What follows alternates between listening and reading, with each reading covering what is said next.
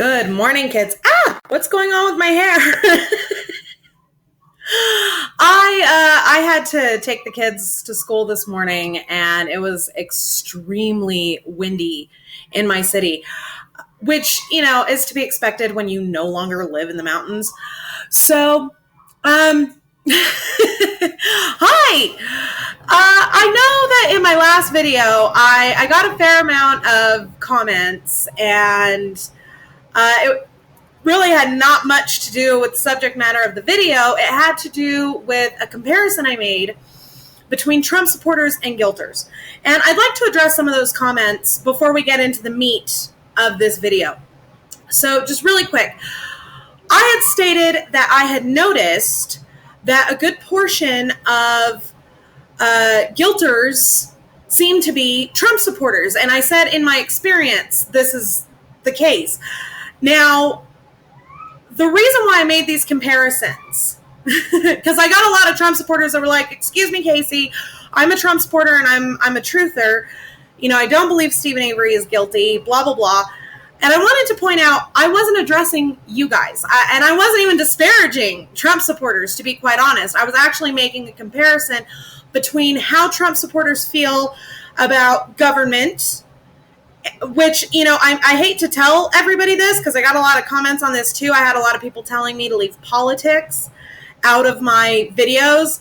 But the law is one of the three branches of government. We've got the legal branch, we've got the executive branch, and we've got the,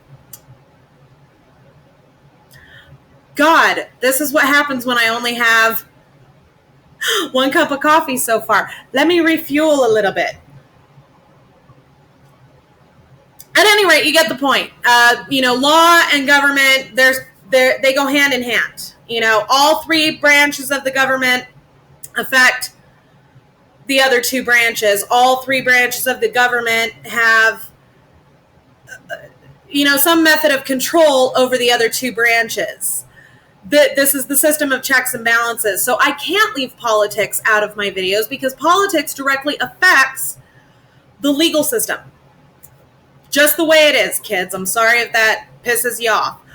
But anyways, I was talking about the Trump supporters, and I wasn't even disparaging Trump supporters. I was pointing out that I find these guilters that are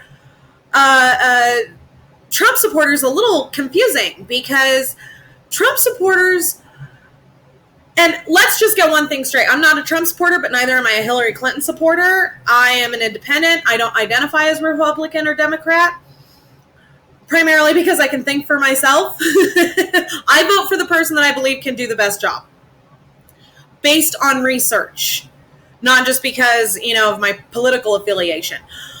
But, Trump supporters tend to take government with a grain of salt. They tend to not want too much involvement in their lives of government.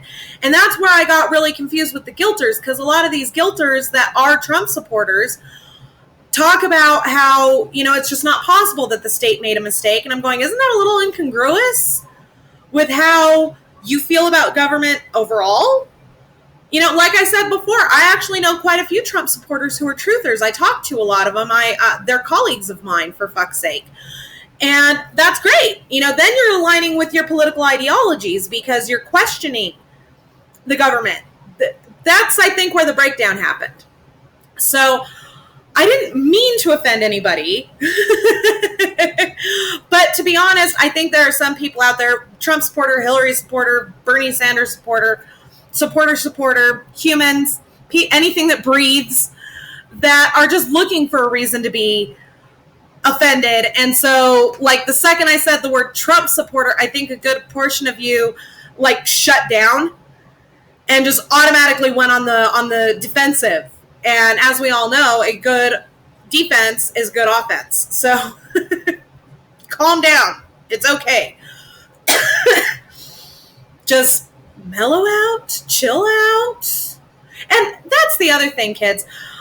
I have never minced words in my life. And I am not here to sugarcoat. I'm not a fucking bakery. I'm not here to sugarcoat shit for you. So if you don't like what I have to say, that's fine. That's your right. Go right ahead. But that doesn't mean that I'm not going to say it. Sorry, I don't subscribe to political correctness to a certain degree. I don't subscribe to pandering to the whiners of the world. I am a firm believer in survival of the fittest. I am a firm believer in natural selection. And sorry, kids, but, chill the fuck out. If I say something that offends you, understand that was not my intention and that there probably is something deeper to what I have to say. So, now that we've gotten that out of the way, my amazing lighter didn't want to light. I bought this lighter for one reason and one reason only. It lights up. I'm a dork, I know. So I wanted to talk to you guys about two things this morning. I read a really awesome article on the National Institute for Justice website this morning, and oh my God, it's phenomenal. I love it. Love it. So I wanted to kind of read out a little excerpt of this article, and I'll leave the link down below so you guys can check this out, because you guys are going to love this shit. And they even cite the Stephen Avery case in this article, which is really cool. So, again, this is from the National Institute for Justice, and this is one of their latest articles on wrongful conviction and DNA exonerations. And this is just fantastic. So, it's a little ways down in the article. It states, Dr. John Gould, who has written extensively about erroneous convictions, and his colleagues caution that without a comparison or control group of cases, researchers risk labeling factors as causes of erroneous convictions when they may be merely correlates.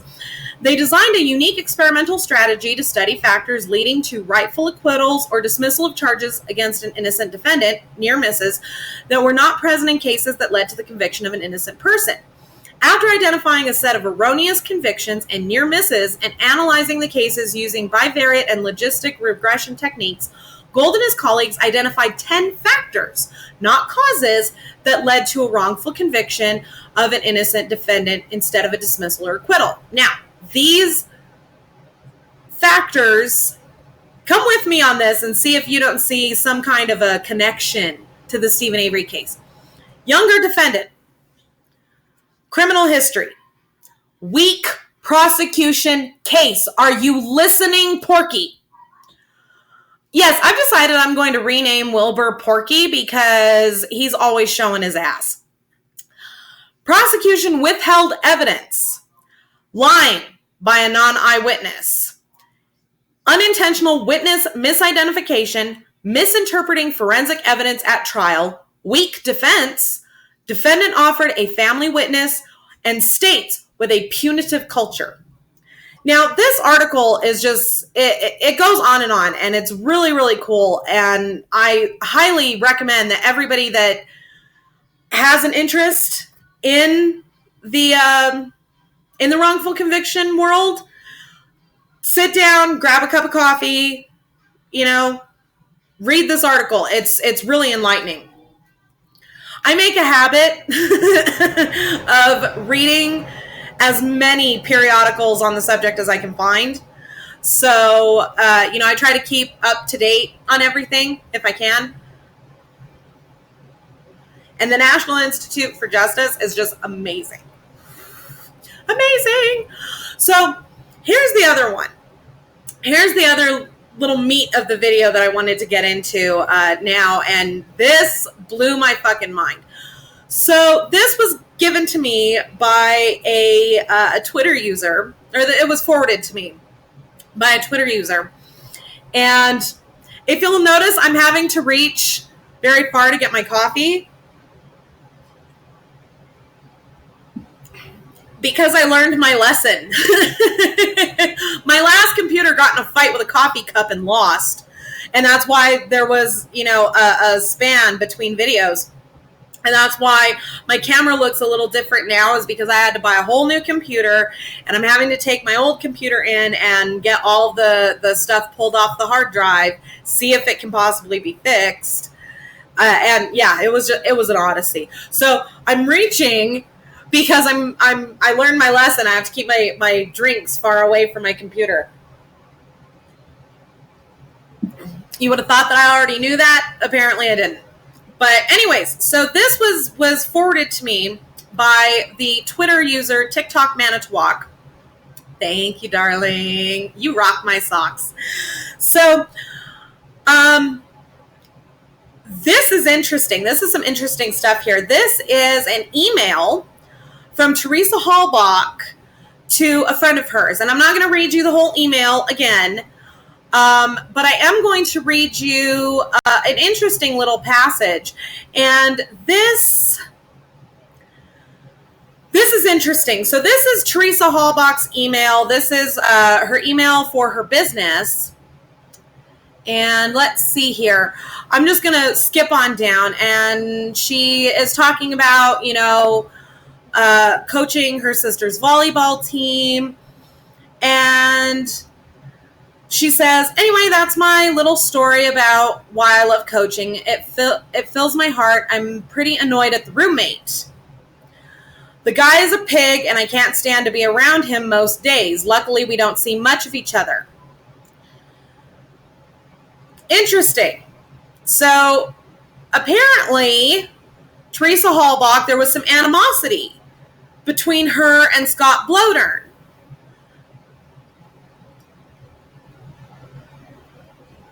Now, I seem to recall, we're going to time out for a second. I seem to recall at some point over the course of the last 2 years, someone somewhere, and I can't remember where I saw it, I'm sure you guys could answer this better than I could at the moment. I seem to recall somewhere that at one point Theresa had some kind of a sexual relationship with Scott Blodern. And I cited that as possible motive for Ryan Hillegas because, let's face facts. Ryan Hillegas exhibits all the behaviors of an abuser, and they don't take too kindly to shit like that, especially if it's his best friend. So I'm not sure if this was before or after the liaison. I'm pretty sure it's after. But she's described Scott Blodern as a pig, and she can't stand to be around him, but luckily they don't see much of each other. Then why would you move him into your house? But that's neither here nor there. However, this is a little something that's been bothering me about Scott Blodern for a while now, and I know I mentioned this in another video. Scott Blodern had mentioned at some point during the course of all of this that most days he left the house before Theresa did. So that would mean that Theresa's car was in the driveway when Scott Blodern would leave for work in the morning, because she typically would sleep in a little late because her job didn't really require her to be up at the ass crack of dawn. So then why, Scott, did you not notice that her car was missing for 3 days? Interesting, don't you think? What the fuck? That right there makes him suspicious to me, because if he was used to seeing her car in the driveway on his way out the door for work in the morning, why would he not notice that her car was missing for 3 days in a row? Scott Blodern had also said, because Ryan Hillegas had testified that it was not unusual for Theresa to take off to Green Bay for days at a time and not inform anybody. And yet Scott Blodern had stated that in the 8 months that they had been roommates, she had never taken off to Green Bay without notifying anybody, and that she had never been gone for longer than a day, if I recall correctly. It was either never gone overnight or never gone longer than a day. So why, on the second morning that her car was missing, did you not raise the alarm, Scott? Just a question. Do with it what you will. Now, further down in the email, we see her say, nothing much going on. Oh, the man's situation is pretty lame. Nothing much going on there. Although Ryan stopped by last night because he and Scott were going out and he was checking me out. Oh, I know when he's checking me out, but I didn't mention it to him. Anyway, it gets me thinking, how was it that this guy held my interest for so long and I allowed myself to love him so much and nothing else has come up since then? It's strange, but that's my life. Let me just scroll up for a second. All right, it doesn't seem that there's a date. Oh, yeah, there's no date on here. Now, she clearly has provided evidence that Ryan was still interested. I mean, they'd been together on and off for about 5 years. Theresa knows Ryan personally, intimately. So she can tell when he's given her the once-over. I think this bears a little more looking into than we've been giving it. Although, personally, I'm starting to feel like Scott Blodern is the dark horse in this race. He's the wild card. He's the one that we don't know a whole hell of a lot about. I'm sure Zellner knows, but that's just me. So that's pretty much what I've got on that. I'm going to leave the link to this email down below in the description so y'all can check it out. Maybe you can spot some shit that I didn't spot. I'll admit I've been a little scattered. I've got finals coming up next week, and this term has been extremely intense. You know, I've got criminology, I've got business law, and I've got society law and government. And it's just been a really, really intense term for me. So, I'm preparing like crazy for finals because I've been holding on to some really good grades this term and I'm not tripping at the finish line. Not happening. So that's pretty much what I've got there. I also have some news for y'all. Apparently, Porky and his little piglet have decided to start doing YouTube videos. You're on my turf now, bitch. I don't think you two are prepared for what YouTube is going to do to you psychologically. You know, YouTube users, I love you guys. I love my fans. I love my viewers. I love my subscribers. You guys kick ass. You're awesome. You're very supportive people. But in the, mixed in with those supportive and awesome people, you get some of the lowest denomination of human beings on this fucking planet. You get little motherfuckers that feel the need to be just rude for rudeness' sake. You know, you've got people that will flat out fucking insult the shit out of you. And this is why I have approved comments only on my channel, is because I'm not, no. And I've been accused of only approving comments that agree with me. And that's actually not the case. If you look through my videos and you look through the comments, there are quite a few comments in there that I don't agree with. There are quite a few comments in there that challenge my viewpoints on things. And the difference between those comments and the ones that I delete is that the people that I do allow those comments for, even if they don't agree with me, is they come to me with the intention to have a discussion, with the intention to talk. And the ones that I delete are the ones that are just fucking flat out stupid and ignorant from the get-go. You know, you fat pig, then click, deleted. I don't even make it through the entire comment. If I see bullshit, immediately I click delete, because no, I'm not fucking dealing with that shit. You either come to me like an adult or you're deleted. End of fucking story. And guess what, motherfucker? You just wasted your own time. You know, which, why would you do that? Why would you waste your own time? If you don't agree with what I have to say, by all means, come to me like an adult and say, hey, Casey, I think that you're wrong here. Here's why I think you're wrong. And I'll talk to you. You know, we'll have a discussion. Chances are is we won't change each other's minds, but at least we will have had a dialogue. And this is how we learn. Right? Right. So that's where I stand on that one. So I find it really interesting that Porky and his little piglet over there are doing YouTube videos now. I couldn't tell you the channel name if I wanted to because I don't know it, but I know that they're doing it now. So by all means, search it out, see what you can find because that's hilarious. And Wilbur, you'd think by now you would know anytime you open your mouth, I'll be there. I will be there to correct you every fucking time. Every time. So that's what I've got for this video. Thank you all for being so patient with me. And I love you all very much. So don't forget to subscribe to me here on YouTube. Don't forget to follow me on Twitter, Mama Phoenix 6. And if you boogie on over to the About page here on my channel, you'll find everything from my Pinterest boards to my Facebook fan page.